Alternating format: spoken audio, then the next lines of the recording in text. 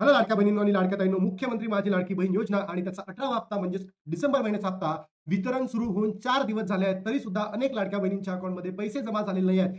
सरकारने लाडक्या बहिणींना फसवलेलं आहे. लाडक्या बहिणींनो, तुम्हाला सरकारने फसवलेलं आहे. तुमच्यासाठी अत्यंत दुःखाची बातमी आहे लाडक्या बहिणींनो. तुमच्याकडनं सरकारने मतं घेतली आहे आणि तुम्हाला फसवलेलं आहे.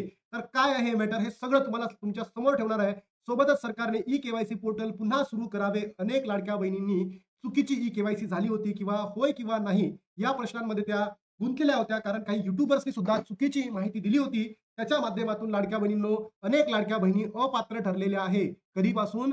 17वा म्हणजे नोव्हेंबरचा हप्ता आणि 18वा हप्ता. मला सांगा लाडक्या बहिणींनो, जर ई-केवायसीची शेवटची तारीख 31 डिसेंबर असेल, तर 17व्या हप्त्या आणि 18व्या हप्त्यासाठी ई-केवायसी कशीच लागणार आहे? तुम्ही फक्त आणि फक्त लाडक्या बहिणींनो आता विचार करा. जर 31 डिसेंबर महिन्याची शेवटची तारीख 31 डिसेंबर ही जर ई-केवायसीची लास्ट डेट असेल, तर 17व्या आणि 18व्या हप्त्यासाठी ई-केवायसी कशीच लागू शकते? हा प्रश्न तुमच्या मनामध्ये येणं उपस्थित आहे.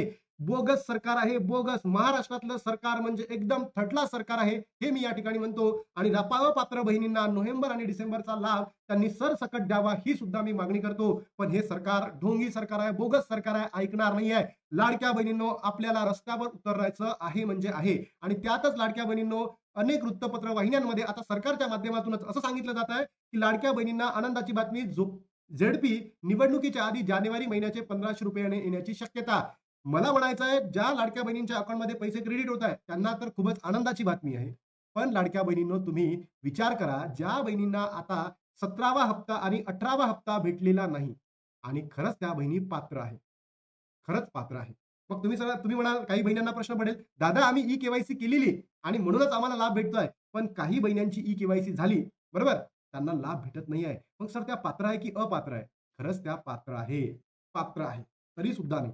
मग ठीक आहे, यांचं नाही आहे. यांना सरकारने होय किंवा नाही मध्ये फसवलं. कारण की सरकारला हेच करायचं होतं ना. सरकारला लाडक्या बहिणींची संख्या कमी करायची होती आणि ती कमी केली त्यांनी.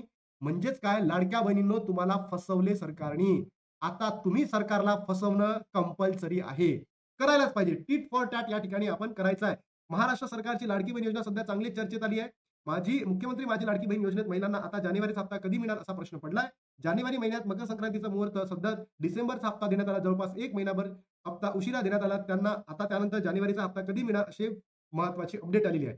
बघा लाडक्या बहिणींनो, ज्या बहिणींना 17वा आणि 18वा हप्ता मिळालेला नाहीये, त्या बहिणींसाठी मी अंतःकरणातून सरकारपुढे नतमस्तक होऊन मागणी करतो, की ज्या चुकीमुळे होय आणि नाही या किरकोळ रिझनमुळे जर तुम्ही लाडक्या बहिणींना अपात्र करत असाल, तर तुमच्यापेक्षा बोगस सरकार कोणतंच नाहीये, कोणत्याच राज्याचं नसेल आणि कोणत्याच देशाचं नसेल. बोगस आहात तुम्ही. आणि हे जे प्रश्न चुकवले ना, कारण तुम्हीच त्या पद्धतीने प्रश्न विचारलेले होते. याला सगळे अकाउंटेबल तुम्ही आहात, रिस्पॉन्सिबल सुद्धा तुम्हीच आहात. तर लाडक्या बहिणी, याचा जो त्रास आहे तो का सहन करत आहे, तो का अपात्र झालेला आहे.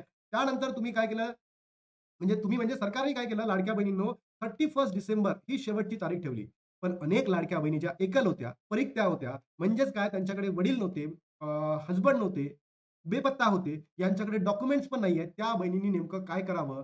हाही प्रश्न यांनी सोडवलेला नाही आहे. आणि त्याच्यामध्येच जर तुम्ही बघितलं असेल, तर लाखो बहिणी अपात्र ठरलेल्या आहेत. तर या बहिणींनी नेमकं कुणाकडे जावं, कुणाकडे मागणी करावं? आणि जर अशाच पद्धतीने सुरू राहिलं, तर लाडक्या बहिणींनो, हे सरकार कधीच टिकणार नाही 5 वर्षापेक्षा, असं मला वाटतं. लाडकी बहीण जिल्हा निवडणुकीच्या आधी महिलांच्या खात्यात पैसे जमा केले जाऊ शकतात.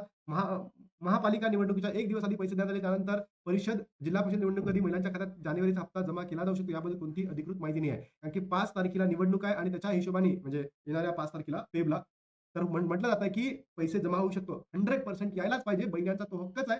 बरोबर? पण याचा अर्थ असा नको की ज्या बहिणींना 17वा आणि 18वा हप्ता भेटला नाही त्यांचं काय? लाडक्या बहिणींना मिळणार नाहीत हप्ते. कोणती बघा, लाडकी बहीण योजनेत काही महिलांना पैसे मिळणार नाहीयेत. लाडकी बहीण योजनेत महिलांना के अनिवार्य केले होते. के पूर्ण न केलेल्या महिलांचा हप्ता आता कायमचा बंद केला जाणार आहे. ज्या बहिणींनी ई-के केलेली नाहीये, त्यांचा हप्ता डायरेक्टली बंद होणार आहे आणि ज्यांनी केलेली आहे, त्यांचाही हप्ता सरकारने बंद केलेला आहे. पण ज्या बहिणींची ई-के झाली, त्या बहिणींना लाभ भेटतोय, मान्य आहे. पण पुढे? पुढे भेटेल का?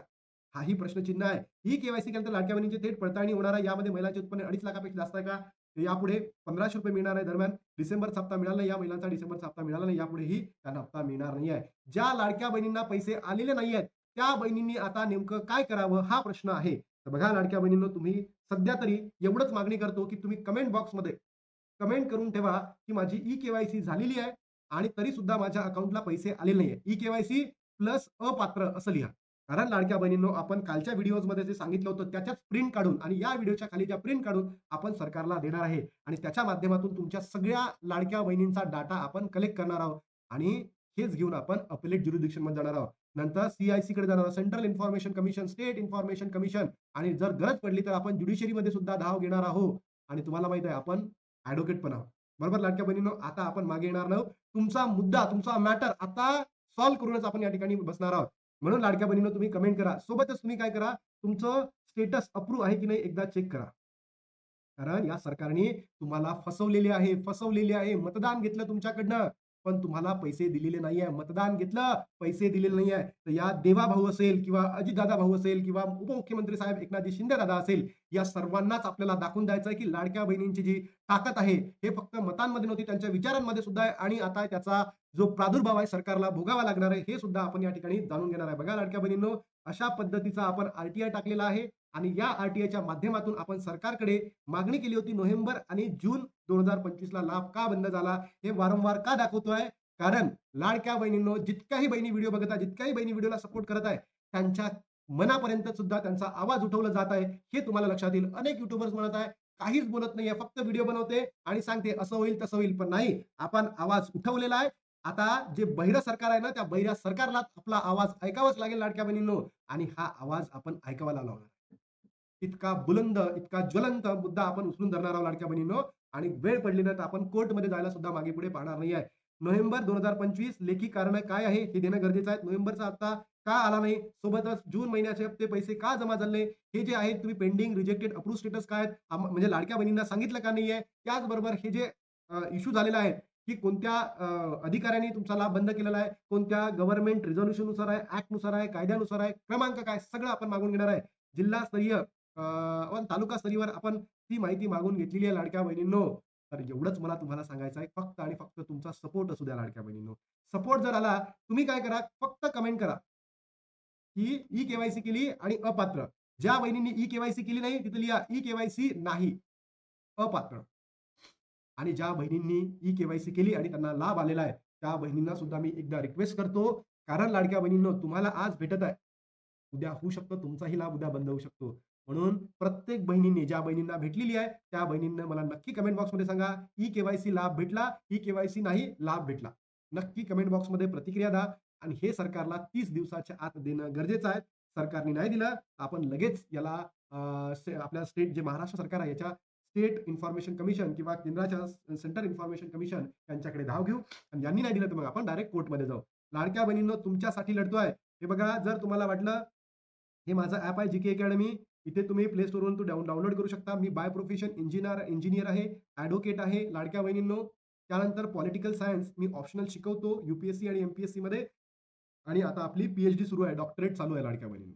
तर फक्त आणि फक्त तुमच्या सगळ्यांसाठी सरकारने फसवले. समजलं ना कसे फसवले? मतदान घेतलं, पैसे नाही दिले. ई केवायसी पोर्टल सुरू करावे. लाखो बहिणींची ई केवायसी अजूनही रखडलेली आहे आणि अपात्र बहिणींना लाभ द्यावा म्हणजे द्यावा, हीच मागणी आपली राहील शेवटपर्यंत. बघूया आपण झुकतो की सरकार झुकतो, बघूया लाडक्या बहिणींना आता.